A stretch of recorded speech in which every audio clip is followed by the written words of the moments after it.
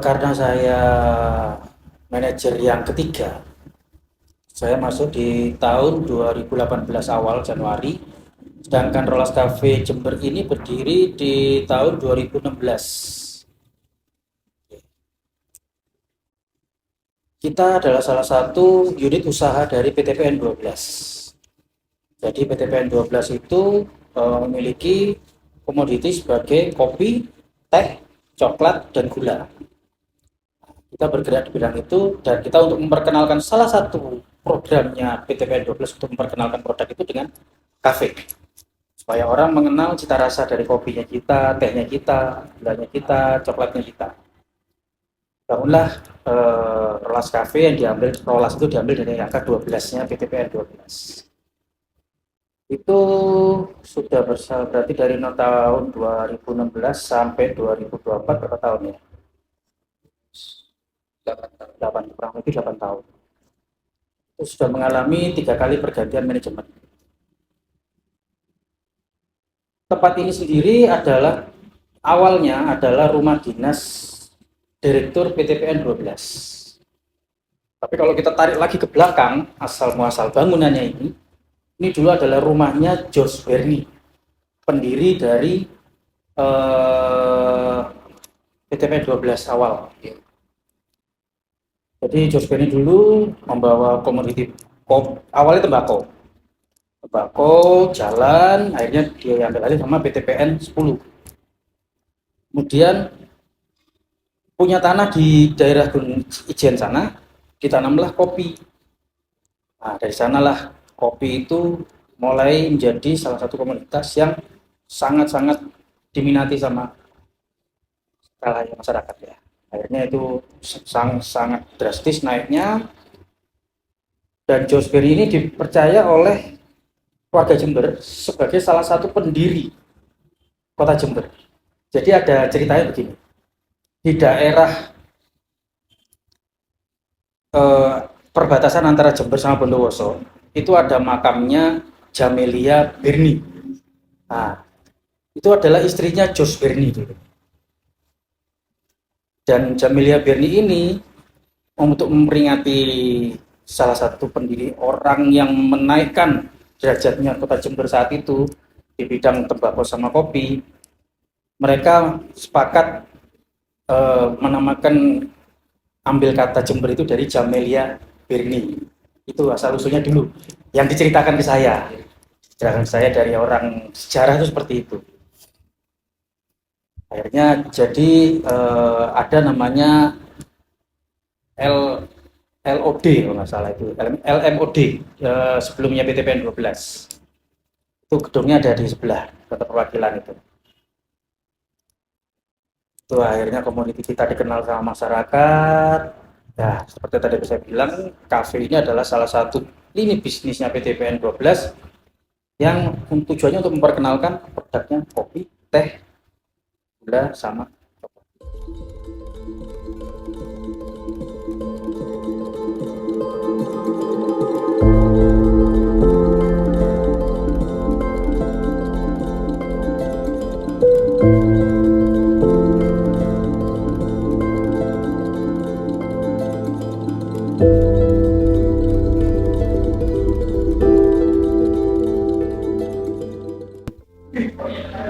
Pertanyaan kedua tentang struktur bangunan dan perubahan apa saja pada bangunan-bangunan kafe.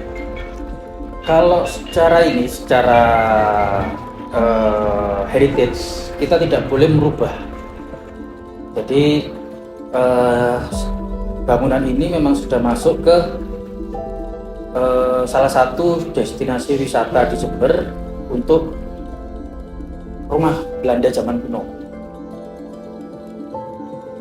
Jadi memang kita tidak memperbolehkan untuk adanya perubahan struktur yang mendasar. Jadi misalnya ruangan ini ini nggak bisa dirubah, maksudnya dilebarkan atau dikurangi nggak bisa sudah. Nah, penambahannya itu adalah di bar. Untuk tadi yang saya lihat itu bisa dilihat tadi, itu bar itu aja kita tutup. Sama kamar mandi cowok itu dulu bak mandinya besar. Biasa ya kalau orang-orang kebun PTP itu kan pasti identik dengan kamar mandi yang besar-besar kayak kolam renang gitu, kayak bak mandi yang besar. Nah itu saya ganti karena saya butuh toilet di situ. Itu aja yang kita rubah di sini, yang istilahnya merubah bangunan. Kalau untuk struktur untuk batu yang yang dari zaman Belanda tidak ada yang kita rubah. Berarti kayak cuman cat tembok itu ya wajar lah. Itu kita cat untuk pembaruan itu 2 tahun sekali. 2 tahun.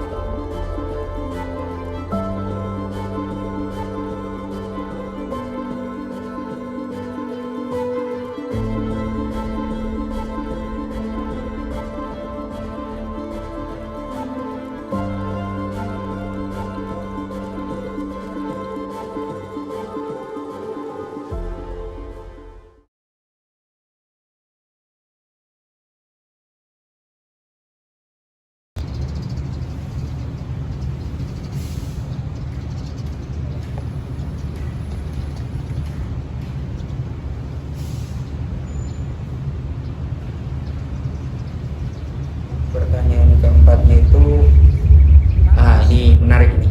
Bagaimana kenaikan pengunjung Rolas Cafe dari selama Mas Agri berdinas di sini dari 2016 sampai 2023 kemarin? Oke.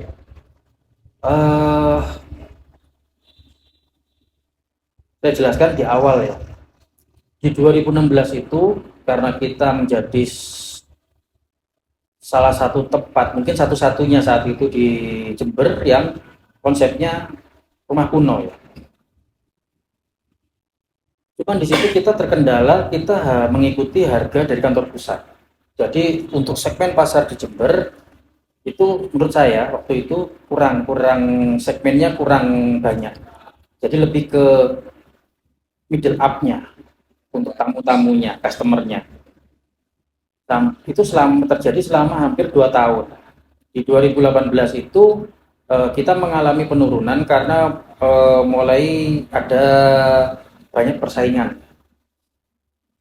Akhirnya di situ saya memulai merevisi harga-harga di menu F&B sini dan alhamdulillah bisa diterima sama masyarakat. Terus yang kedua, kita mengalami penurunan lagi saat Covid. Mungkin bukan hanya sini aja, semua ya mungkin yang mengalami ya, kecuali counter handphone ya. Itu sama apotek ya jelas ya. Apotek pasti naik ya. Itu kita mengalami bahkan waktu itu Mas. Kita biasanya kalau nggak salah ingat ya, itu pertama Covid itu sebelum puasa. Kalau nggak salah ingat saya. 2020. Iya, 2020 kalau nggak salah ingat itu sebelum puasa. Biasanya kita tuh kalau puasaan itu kita selalu full reservasi untuk buka puasa bareng. Saat kena Covid itu hampir tidak ada, bukan hampir tidak ada, sama sekali tidak ada. Kita mengalami itu 2 tahun Mas, ya kan 2 tahun ya kurang lebih ya. Jadi di situ kita itu untuk mengcover pendapatan supaya kita bisa rasional, kita tetap jalan. Kita jalankan yang delivery order. Betul, delivery order dengan pengamanan maksimal. Jadi benar-benar kita perhatikan kebersihannya, terus kita pakai kaos tangan semua. Jadi protokol COVID itu kita jalankan semua. Tapi itu juga masih belum bisa maksimal. Yang kita lakukan lagi tahap berikutnya adalah saya melakukan penjualan produk. Kita punya produk yang sudah jadi kayak kopi, teh, gula itu. Nah, ternyata itu banyak dibutuhkan, tapi ya kita tetap delivery order. Itu memang tidak signifikan bisa mengcover omset kita selama 2 tahun. Kita mengalami kerugian, lumayan mengalami kerugian. Dari karyawan kita yang 14 orang saat itu dipotong sama kantor pusat sehingga tinggal 7 orang. Setengahnya. Dan awalnya saya yang sudah jadi manajer saat itu ikut di operasional akhirnya untuk membackup. Di sempat ini mau di close mas, karena kita 2 tahun mengalami kerugian operasional oleh kantor pusat. Kalau tidak bisa kembali, seingat saya itu 2022, ya 2022 bulan November. Itu mungkin orang-orang sudah ngerasa jenuh mungkin ya, dikandangkan terus ya. Work from home lah istilahnya, jadi kerja dari rumah, mungkin sudah lelah. Saya ingat sekali itu bulan November 2022 kalau nggak salah, itu omset kita itu tiba-tiba naik 2 kali lipat mas, dari yang biasanya. dari yang normal biasanya sebelum COVID. Akhirnya kita berjalan 3 bulan sampai 2023 itu, alhamdulillah itu bisa melewati omset normal kita. Selama 3 bulan berturut-turut. Alhamdulillah. Nah, itu kita mulai menambah karyawan. Dari 7 jadi 8, sekarang jadi 9. Ya, masih bertahan di angka 9 sih. Sampai akhirnya saya punya konsep itu karena kita awalnya itu kan kafe. Jadi kalau kafe ini identik sama orang ini cuman beli kopi nongkrongnya yang lama. Saya rubah konsepnya, sekarang semi resto. Jadi saya memperbanyak juga menu-menu makanan sama snacknya, saya tambahin. Karena dulu kita minim kalau makanan berat sama snacknya. Jadi saya tambahin, ya alhamdulillah sampai hari ini juga, mungkin dari tadi Mas juga melihat, banyak tamu-tamu kita yang sudah order untuk makan berat. Ya, ya. Cuman kita masih belum settingan resto, Mas. Masih semi resto. Untuk kedepannya ini naik ke resto apa? Insya Allah kita akan naik ke resto karena konsepnya memang kita mau rubah ke resto. Kita sangat yakin dengan produk kita untuk masalah beverage-nya ya, minuman ya. Nah kita ini masih lagi memperbaiki yang di food-nya, makanan sama snack-nya kita lagi perbaiki sudah. Kita perbanyak lagi dan kita sering mengadakan riset ke makanan-makanan apa yang terkenal di Jember. Kita coba aplikasi, kita tambahkan, bisa diterima atau tidak. Ya pernah saya dengar ceritanya nasi goreng rawon. Betul. Itu sampai masuk Indosiar saya itu waktu itu. Menarik sih mas itu mas. Sebetulnya nasi goreng rawon ini sudah banyak lah di tempat-tempat lain, itu sudah banyak. Tapi kita punya taste sendiri, ada bumbu tersendiri yang mungkin beda sama tempat lain. Sebetulnya awalnya itu kita dapat resep nasi goreng rawon itu dari Jakarta. Dari Jakarta. Kita aplikasikan, kita tambahin dengan bumbu rahasia kita, alhamdulillah bisa diterima. Dan banyak orang penasaran, apa ya nasi goreng rawon? Pikirannya nasi goreng sama kuah rawon gitu loh. Gimana mas makannya? Gitu. Beda pak, ini nasi gorengnya warnanya hitam pak, pakai bubur rawon. Coba. Nah itu akhirnya kita bisa booming lah nasi goreng rawon itu coba.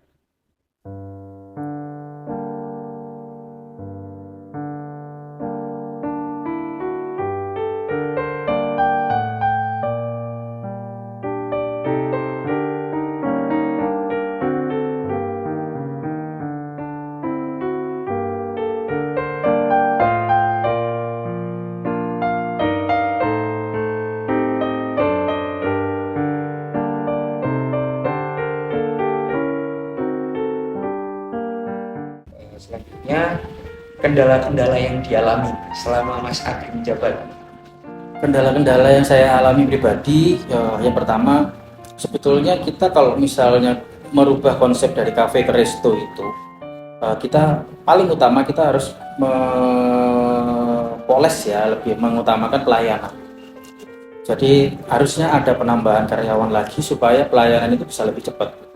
Nah, karena konsep awalnya kita kafe yang di notabene orang tuh ya pesan hanya minum, nongkrongnya yang lama. Jadi tidak butuh terlalu banyak orang seperti itu.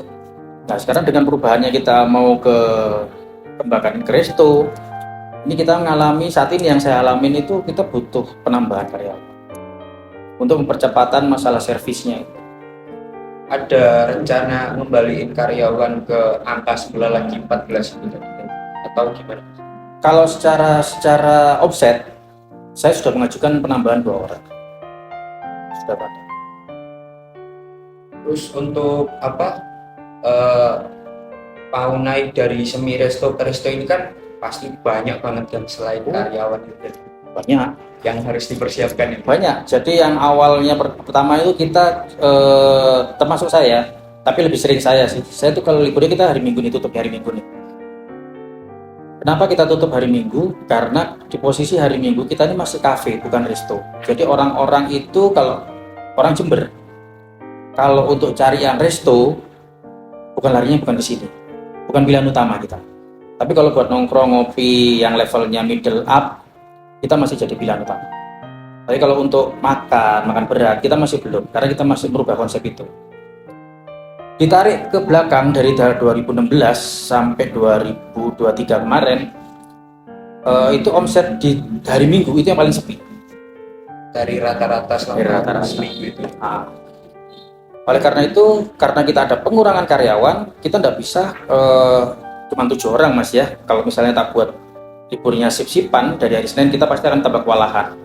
Salah satu cara untuk bisa operasional maksimal dari hari Senin sampai hari Sabtu, ada satu hari yang kita harus libur bareng. Kita libur bareng. Nah, saya biasa hari Minggu itu survei ke tempat-tempat baru, mungkin di Jember, kafe-kafe baru, tempat makan baru. Kalau ada menu yang bisa saya curi, wah ini kayaknya menarik ini, peminatnya banyak dan nggak susah. Itu kita riset, saya ada punya head kitchen di belakang itu, bisa nggak buat ini? Karena saya udah ngicipin, saya kan tahu rasanya. Bisa pak? Oke buat kurang, buat lagi. Jadi kita ada trialnya, kita coba. Setelah saya ngerasain, oh ini sudah pas, teman-teman yang lain saya suruh coba juga.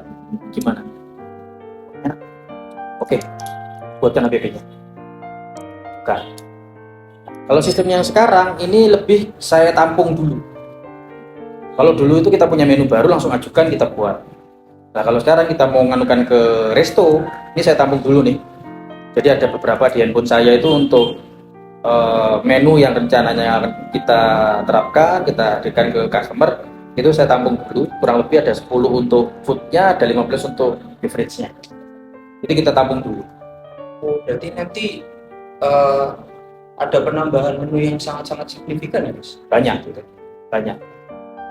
Bukan hanya signifikan, jadi kita juga melihat dari persentase menu-menu yang sudah kita keluarkan saat ini yang kurang diminati apa aja. Nah itu nanti kita hilangkan.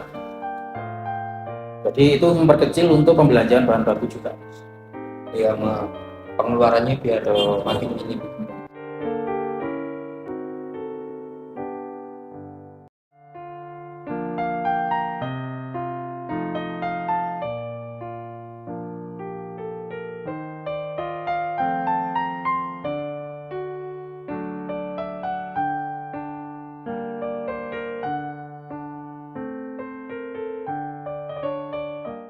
Apa yang dilakukan dari PTPN 12 sama Rolas Cafe ini tentang edukasi kopi ke masyarakat?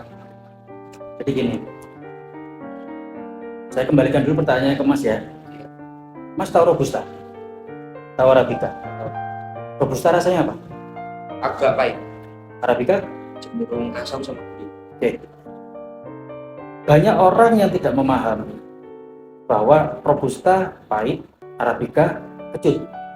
Ya. Variannya Arabica ini banyak sekali daripada Robusta.